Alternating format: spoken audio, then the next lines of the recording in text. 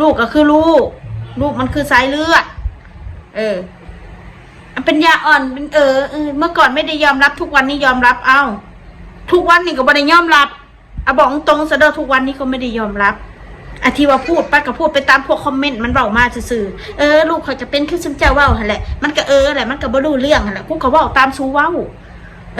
ไอ้พวกผู้ใหญ่ใจหมานั่นไอ้พวกผู้ใหญ่ฮีมอยหั่นเว้าให้เด็กน้อยนั่น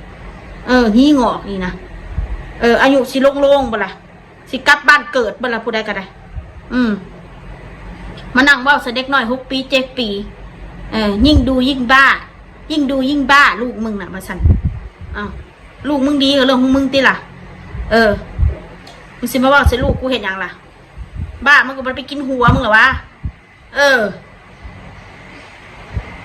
คนที่ทำลายก็คือลูกก็คือพ่อคือแม่มาสั่นกูไปทำลายไปทางลูกกู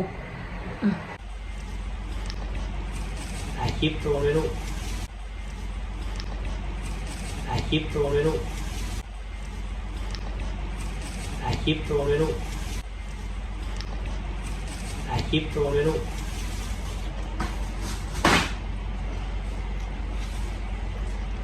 ปล่อยเลยเสียมาก่อนดิ